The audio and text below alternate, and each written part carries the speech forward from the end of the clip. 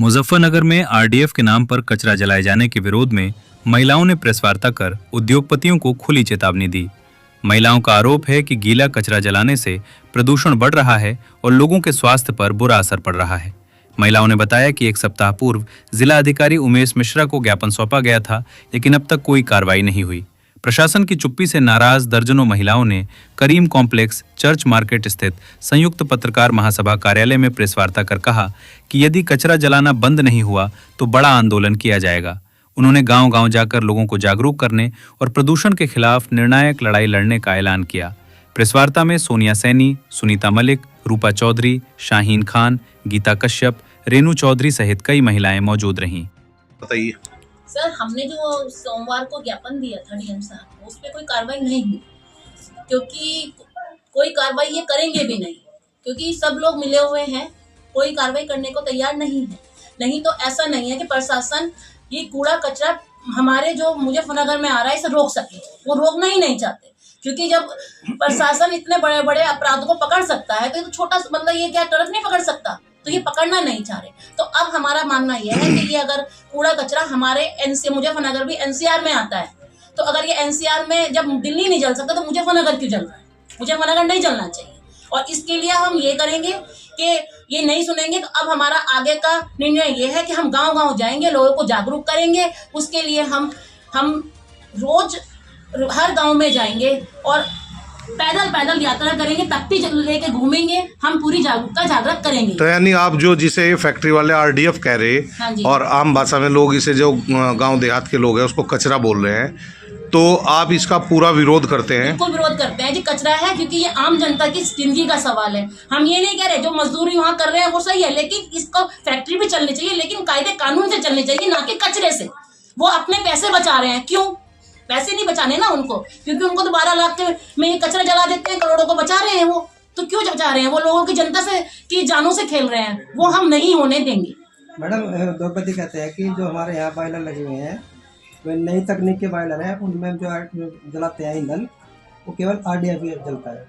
आप कहते हैं कि इसमें आरडीएफ जला रहे हैं, परिभाषा दोनों में अंतर आप कुछ कर रहे हैं, फैक्ट्री वाले कुछ कर रहे हैं।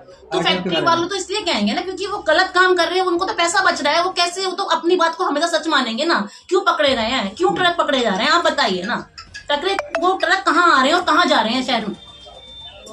ठीक है, चलो। हो आप इसको लिक्विड के रूप में बहा रहे हो तो ये पानी के लिए भी नुकसानदेह हो रहा है। क्या उस आरडीएफ में जो कार्बन मोनोऑक्साइड गैस निकलती है, क्या आरडीएफ माना जाएगा? चलो छोड़िए, आप यहाँ फैक्ट्री वालों के पीछे पड़ गया। गाँव में जो कोल्लू चल रहे हैं, सिर्फ फैक्ट्री वालों के लिए नहीं है सर, ये है हर किसी के लिए। उसमें चाहे आप छोटा उद्योगपति हो, चाहे आप कोल्लू चला रहे हो, आप क्रेशर चला रहे हो, ये सिर्फ ये नहीं है कि हमारी लड़ाई सिर्फ फैक्ट्री वालों से है। फैक्ट्री वालों से हमारी कोई लड़ाई नहीं है। हमारी लड़ाई है सिर्फ पोल्यूशन के खिलाफ। वो चाहे आप कोल्लू के मालिक कर रहे हो, वो चाहे क्रेशर मालिक कर रहे हो, वो चाहे छोटी फैक्ट्रियाँ कर रही हो, वो चाहे बड़े फैक्ट्री मालिक कर रहे हो। हमारी लड़ाई सिर्फ फैक्ट्री मालिकों से नहीं है, किसी फैक्ट्री मालिकों से हमारी लड़ाई है। काफी लंबे समय से फैक्ट्री चलती आ रही है, कोल्लू भी चलते आ रहे हैं, वो टाइम से चल रही है, लेकिन यहाँ पे कभी भी आरडीएफ को परमिशन नहीं मिली है। आरडीएफ को परमिशन अब मिली है जाके।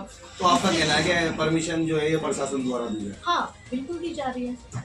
अगर आपकी मांगे पूरी नहीं की जाती तो आगे क्या निर्णय होगा? तो आगे जो निर्णय होगा उसके बारे में तो अभी देंगे आपको डिटेल, जब उसके बारे में कोई हम मीटिंग करेंगे या कुछ भी ऐसा होगा तो उसके बारे में हम आपको बाद में पहले सूचित कर देंगे जो भी काम होगा। क्या नाम है आपका? सोनिया सैनी। सोनिया, आज आपने जो है प्रेस वार्ता की है, किस मुद्दे को लेकर प्रेस वार्ता की है, क्या है मुद्दा? तो यह मुद्दा है कि प्रदूषण से बहुत परेशान है हम लोग। हमने एक हफ्ते पहले ज्ञापन भी दिया था, लेकिन कोई ठोस कार्रवाई नहीं हुई। तो इसलिए आज हमने प्रेस कॉन्फ्रेंस के माध्यम से अपनी बात रखी है और मुजफ्फरनगर में प्रदूषण होने देने के चाहे कुछ।